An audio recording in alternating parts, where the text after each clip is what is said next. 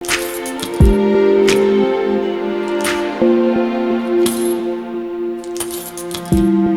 To one பக்தி நேயர்களுக்கு வணக்கம். நான் கலைப்பிரியா பழனி. இன்னைக்கு நம்ம கூட யாரு இருக்காங்க அப்படின்னா திருச்செந்தூர் சௌகார்த்திகா சுவாமிநாதன் மேம் தான் இருக்காங்க. வணக்கம். வணக்கம்.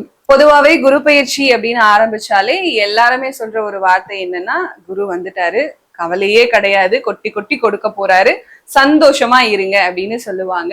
இந்த குரு பயிற்சியும் அப்படிதான் இருக்கா மேம் எல்லா ராசிக்காரர்களுக்கும்? பொதுவா எப்பவுமே ஒரு 80% எஃபெக்ட் இருக்கும் அப்படின்னா இந்த தடவை வந்து 100% இருக்கும். ஏன்னா அவங்க குரு வந்து மிதுனம்ல இருந்து கடகத்துக்கு போறாங்க. ஸோ அஸ் யூஷுவல் எல்லாருக்குமே தெரியும், கடகம்ன்றது குரு வந்து உச்சம் பெறுகிற ஒரு வீடு. ஸோ அப்படின்றப்போ அவரோட ஃபுல் எஃபிஷியன்சியும் எஃபிகசியும் அதுல தெரியும். அதாவது 100% ரிசல்ட்ஸ் எது எடுத்தாலும் 100% உங்களுக்கு. சோ அப்போ எந்த பொசிஷன்ல இருந்தாலுமே, சாதகமா இருந்தாலும் சரி பாதகமா இருந்தாலும் சரி, போன இப்ப மிதுனம்ல இருக்கும்போது ஒரு 80% இருந்ததுன்னா, இங்க இருக்கும்போது ஒரு 100% வந்து பிளஸ் அண்ட் மைனஸ் ரெண்டுமே இருக்கும். கண்டிப்பா 100% எல்லா ராசிகளுக்குமே அது கரெக்டா அமையும்னு சொல்றீங்க.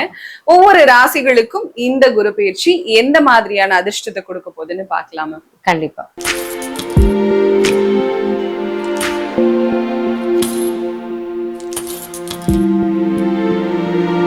அடுத்ததா கடகராசிக்காரர்களுக்கு இந்த குரு பயிற்சி எப்படி இருக்கு? 100% குரு பயிற்சி கண்டிப்பா. ஏன்னா அஷ்டமத்து சனியில இருந்து படாத பாடுபட்டு ரோட்ல பிச்சை மட்டும் இருக்குல்ல. சாரி, நான் கடகராசி, அதனால நான் சொல்றேன். அந்த அளவுக்கு ரொம்ப கஷ்டப்பட்டிருப்பாங்க.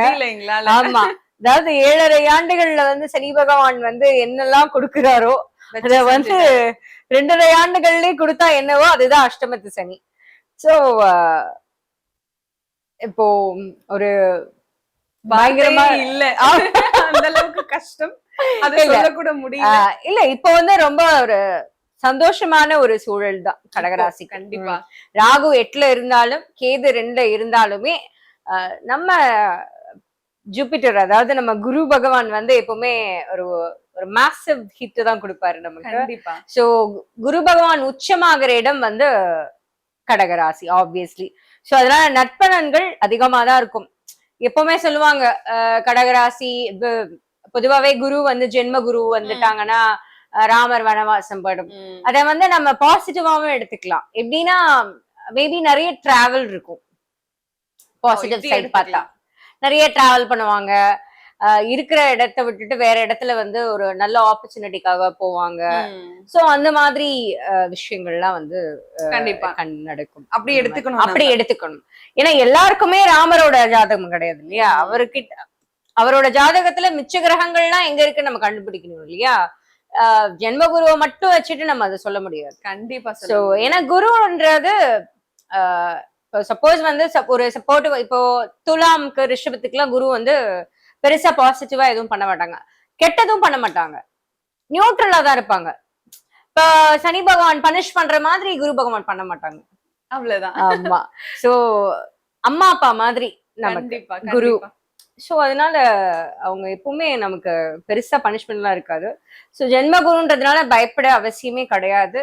கண்டிப்பா நற்பலன்களை தான் கொடுப்பாங்க. கண்டிப்பா மேம். கடகராசிக்காரர்களுக்கு ஏற்கனவே நீங்க சொல்லிட்டீங்க நற்பலன்கள் தான், பயப்படாதீங்கன்னு சொல்லிட்டு. இருந்தாலும் உங்களுக்கு இந்த 3 விஷயங்கள் ரொம்ப சூப்பரா இருக்கு அப்படின்னு சொன்னா என்ன விஷயங்கள்? திடீர்னு யோகம் வரும். திடீர் யோகம், எதிர்பாராத இடத்துல இருந்து ஒரு நல்ல விஷயங்கள் வரும். வாழ்க்கையில ஒரு துவக்கம், ஒரு புது விஷயத்துக்கான துவக்கமா இருக்கும். ஒரு நல்ல ஒரு டேர்னிங் பாயிண்ட்னு சொல்லுவாங்க இல்லையா, அந்த மாதிரி இந்த காலகட்டம் இருக்கும். நம்ம நினைக்காத விஷயங்கள் நம்மள தேடி வரும். அதுதான் இப்ப நம்ம எவ்வளவோ ட்ரை பண்ணிருப்போம், எங்கெங்கயோ அலைஞ்சு தெரிஞ்சிருப்போம் ஒரு ப்ராஜெக்ட் கிடைக்கணுன்றதுக்காகவோ இல்ல ஒரு வாய்ப்பு கிடைக்கிறதுக்கு இருக்கும். அப்பெல்லாம் கிடைக்காத வாய்ப்பு லேட்டா வந்தாலும் லேட்டஸ்டா வர மாதிரி திடீர் யோகம் அப்படின்றது ஒரு ரொம்ப ஒரு சந்தோஷமான சூழலை உங்களுக்கு கொடுக்கும். ஸ்பாட்லைட், அதாவது அட்டென்ஷன், உங்களுக்கு ஒரு பிரபலமாகக்கூடிய ஒரு வாய்ப்புகள், உலக அளவுல பிரபலமாகக்கூடிய வாய்ப்புகள் கூட இந்த உண்மையிலே இருக்கு. உள்ளூர் அளவுல பிரபலம் ஆகணும்னு நினைச்சேன், கடைசியில உலக அளவுல ஆகிட்டேன். அதே மாதிரி அரசு அதிகாரிகள், பெரிய பதவியில உள்ளவங்களோட பழக்க வழக்கங்கள் கிடைக்கும். விவிஐபிஸோட பழக்க வழக்கங்கள் கிடைக்கும். High ranking officials, bureaucrats, diplomats, இந்த மாதிரி பல பேர் பெரிய பெரிய விவிஐபிஸோட இவங்க கிட்ட எல்லாம் பேசுவோமா பாப்போமா அப்படின்னு நினைச்சவங்க கிட்ட எல்லாம் நெருங்கி பழகக்கூடிய வாய்ப்புகள் அதிகமா இருக்கு இந்த காலகட்டத்துல. கண்டிப்பா கண்டிப்பா மேம். முக்கியமா சொல்லணும்னா கல்யாணம் தடைப்பட்டு இருந்தா இந்த வருஷம் உங்களுக்கு கண்டிப்பா டும் டும் தான். எழுதி வச்சுக்கோங்க. ஆமா கண்டிப்பா மேம். இவ்வளவு நல்ல விஷயங்கள் நடக்குது, இருந்தாலும் இந்த 3 விஷயத்துல ரொம்ப கவனமா இருங்க. நடக்கிற நல்ல விஷயம் கூட நடக்காம போயிடும்பா அப்படின்னு சொன்னா எதுல கவனமா இருக்கணும்? கண்டிப்பா நல்லது நடக்கும், அதுல எந்த மாற்றமும் இல்ல. பண்ணக்கூடாத விஷயங்கள்னா செரிமான பகுதி, நம்ம டைஜஸ்டிவ் இஷ்யூஸ வந்து ஏதாவது சின்னதா வந்தாலும் அதை உடனே ட்ரீட் பண்ணிக்கிறது, உடனே போய் பாக்க. ஆமா, ஏன்னா இந்த காலகட்டத்துல வந்து வெயிட் கெயின் வந்து அதிகமாகக்கூடிய சான்சஸ் இருக்கு பிளானட்டரி பொசிஷன்னால. சோ அதனால அதுக்கு என்ன ஸ்டெப்ஸ் எடுக்கணுமோ, அந்த ஜங்க் ஃபுட்ஸ் அவாய்ட் பண்றது, லேட் நைட் பிரியாணி சாப்பிடுறது, லேட் நைட் என்ன ஃபுட்னாலும் பொதுவாவே நள்ளிரவு 12 மணில இருந்து விடிய காலையில 4 மணி வரைக்கும் எதுவும் சாப்பிடக்கூடாது. அப்கோர்ஸ் ஆக்சுவலி ஜென்ரலா ஒரு 10 o'clock மேலேயே சாப்பிடக்கூடாது. நம்ம எல்லாம் 10 மணிக்கு தான் தட்டை எடுத்துட்டு உட்காடுறோம். சோ இதெல்லாமே நம்ம ஃபுட் ஹேபிட்ஸ், நம்ம சாப்பிடுற ரொட்டீன், இதெல்லாம் வந்து நம்ம வந்து மாத்திக்கிட்டாலே இந்த டைஜஸ்டிவ் இஷ்யூஸ் எல்லாம் வந்து நமக்கு வராது. ஒண்ணு. அதே மாதிரி வெயிட் கெயின் ஆகாம நம்ம பாத்துக்கிறதுக்கு அதுக்கு என்ன எடுத்துக்கணுமோ அதை நம்ம எடுத்துக்கணும்.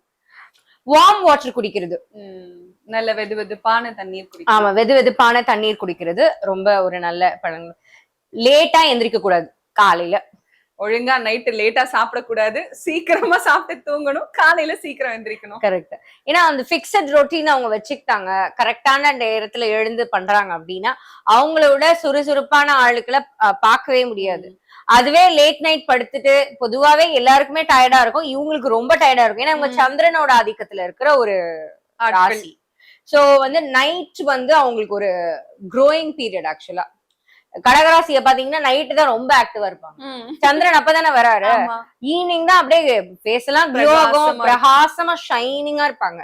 சோ பட் ஸ்டில் வந்து படுக்க வேண்டிய நேரத்துல தூங்கி, எழுந்திருக்க வேண்டிய நேரத்துல எந்திரிக்கிறது, சூரிய நமஸ்காரம் பண்றது ரொம்ப விசேஷமா இருக்கும் அவங்களுக்கு. இந்த தேவையில்லாத ஒரு சிக்கல்களை கொடுக்காம இருக்கும். வீடு ஆபீஸ கிளட்டர் ஃப்ரீயா வச்சுக்கணும். இந்த பழைய பேப்பர், பழைய விஷயங்கள்லாம் தூக்கிட்டே இருப்பாங்க. கடகராசி என்ன பண்ணுவாங்கன்னா, தாயுள்ளம் கொண்டவர்கள் மட்டும் இல்ல, மெமரிஸ கேரி பண்ணிட்டே இருப்பாங்க. இது ஞாபகமா வச்சிருப்போம், அதை ஞாபகம் வச்சிருப்போனே வீடு ஃபுல்லா நினைச்சு வச்சிருப்பாங்க. சோ அத வந்து கொஞ்சம் கிளட்டர் ஃப்ரீயா பண்ணிட்டா நல்ல பலன்கள் வந்து கிடைக்கும். கண்டிப்பா மேம். இந்த குரு பயிற்சி காலத்துல குரு வந்து அவரோட வீட்டுக்கே உச்சம் பெறாருன்னு சொல்லிட்டோம். இந்த குரு பயிற்சி காலத்துல இன்னும் சிறப்பா இருக்கணும்னு சொன்னா எந்த கடவுள் வழிபாடு இவங்களுக்கு சிறந்ததா இருக்கும்? இவங்க இப்ப வந்து ஸ்ட்ரென்தன் பண்ணிக்க வேண்டியது வந்து சூரியனை தான். சோ சூரிய நமஸ்காரம் பண்றது, சூரியனார் கோயிலுக்கு போறது, இதெல்லாம் வந்து அவங்களுக்கு ரொம்ப மிகச்சிறப்பான பலன்களை வந்து கொடுக்கும். அதே மாதிரி வியாழன் பகவானை போய், நவகிரகங்கள்ல உள்ள வியாழ பகவானை போய் கும்புறது, சாய்பாபாவை போய் கும்புறது, வியாழக்கிழமைகள்ல அவங்களுக்கு போய் கும்புறது, போய் ஒரு சாப்பாடு எடுத்துட்டு ஒரு நெய்வேத்தியம் எடுத்துட்டு போய் கொடுக்கறது, இதெல்லாமே வந்து ரொம்ப விசேஷமான பலன்களை இந்த காலகட்டத்துல கொடுக்கும். அதே மாதிரி மஞ்சள் தானம் பண்றது, சுண்டல், கொண்டக்கடலை, அதை வந்து மாலையா வந்து தட்சிணாமூர்த்திக்கு போடுறது, அதை வந்து பிரசாதமா நெய்வேத்தியம் பண்றது. வியாழக்கிழமைகள்ல கண்டிப்பா வந்து வெஜிடேரியன் சாப்பிடணும், நான்வெஜ் சாப்பிடக்கூடாது. சாத்விகமான வெஜிடேரியன்லயே கூட பிரியாணி, பிரிஞ்சி அதெல்லாம் சாப்பிடாம சாத்விகமா சாப்பிடணும். அதாவது நம்மளோட வெஜிடபிள்ஸ் இருக்கும் இல்லையா, அதாவது சுரைக்காய், பீர்க்கங்காய், நம்மளோட நாட்டு காய்கறிகளை ஒரு பருப்பு சேர்த்து கூட்டு பசு, அந்த மாதிரி சிம்பிள் சாத்வீகமான ஃபுட் வந்து சாப்பிடணும், எடுத்துக்கிறது. சீசனல் வெஜிடபிள்ஸ், ஃப்ரூட்ஸ் சாப்பிடணும். கண்டிப்பா கண்டிப்பா வந்து கடகராசிக்கு இது ஒரு பயங்கரமான ஒரு ஜாக்பாட்டான ஒரு தருணம், ஒரு காலகட்டம் தான். சோ எந்த கவலையும் தேவையில்லை. ராகு 8ல இருந்தாலும் பரவாயில்ல, கேது 2ல இருந்தாலும் பரவாயில்ல, சனி பகவானும் குருவும் நமக்கு சப்போர்ட்டிவா இருக்காங்க. சோ டோன்ட் வாரி. இந்த வருடம் முழுக்க உங்களுக்கு சுபிக்ஷமா இருக்கும். வெற்றிவேல் முருகனுக்கு அரோகரா. All the very best.